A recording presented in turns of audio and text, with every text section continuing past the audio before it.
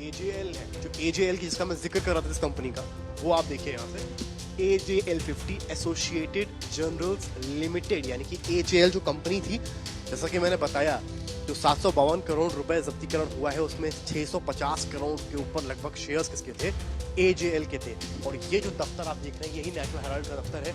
इसमें फिलहाल सामने की तरफ देखेंगे आप ताला पड़ा हुआ है, यहाँ के शटर्स जो हैं वो गिरे हुए हैं। गांधी परिवार से जुड़े नेशनल हेराल्ड केस में ईडी ने कार्रवाई की है और 752 करोड़ रुपए की संपत्ति लगभग जब्त कर ली है। इसमें से 600 करोड़ के ऊपर जो AJL कंपनी है उसके शेयर्स हैं, तो वहीं 90 करोड़ की यंग इंडिया के शेयर्स हैं।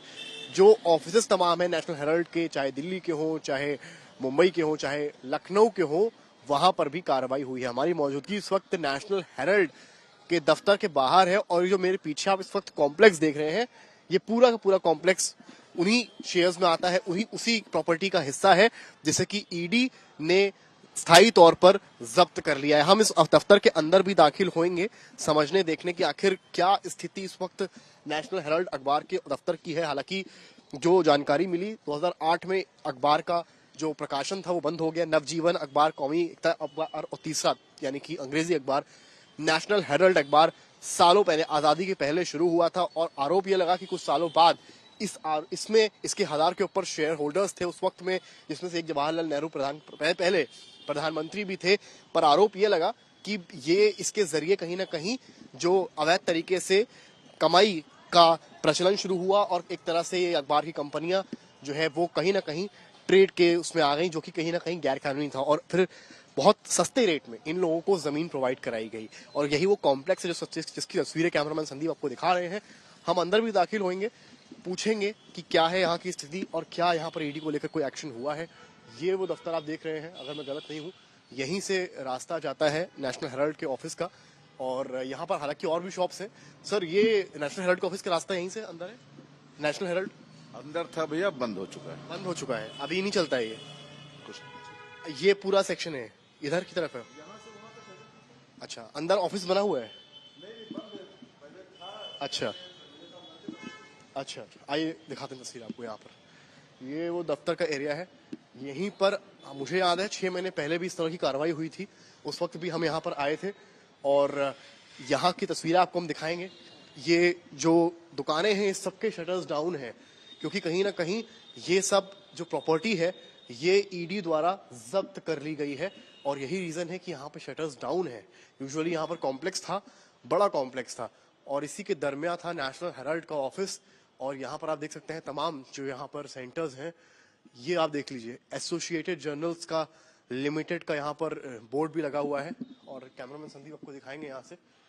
ये AJL है, जो AJL की जिसका मैं जिक्र कर रहा था इस कंपनी का, वो आप देखिए यहाँ से AJL50 एसोसिएटेड जर्नल्स लिमिटेड, यानी कि AJL जो कंपनी थी, जैसा कि मैंने बताया, जो 752 करोड़ रुपए जब्तीकरण हुआ है उसमें 650 करोड़ के ऊपर लगभग शेयर्स किसके थे, AJL के थे। और ये जो दफ्तर आप देख रहे हैं यही नेशनल हेराल्ड का दफ्तर है, जिसमें फिलहाल सामने की तरफ देखेंगे आप ताला पड़ा हुआ है, यहाँ के शटर्स जो हैं वो गिरे हुए हैं।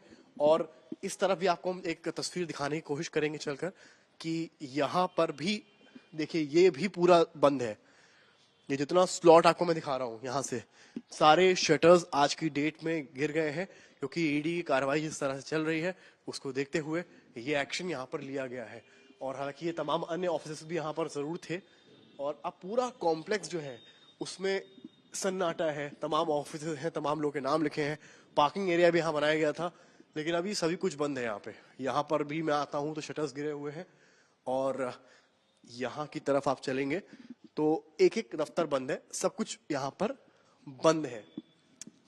तो कहानी ये है कि केवल इतनी सी ही बात नहीं है, नेहरू भवन की भी बात सामने आ रही है कि वो भी जब्तीकरण का हिस्सा है जो कि मॉल एवेन्यू में बना है। इसके अलावा और भी कई जमीनें हैं जहां पर इंदिरा गांधी आई हॉस्पिटल नाम से जगह है, उस आरोप ये भी लगा है कि वो स्कूल की जमीन थी जहां पर ये बनाई गई सारी चीजें।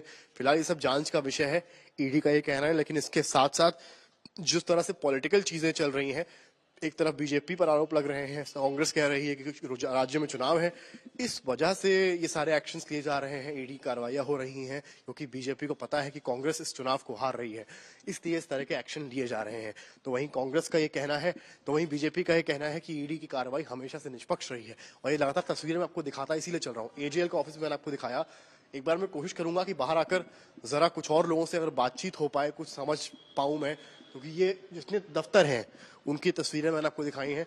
बाहर कुछ लोग जरूर बैठे हुए हैं, उनसे थोड़ा सा मुखातिब होंगे, बात करेंगे और यहाँ समझेंगे भी चीजों को।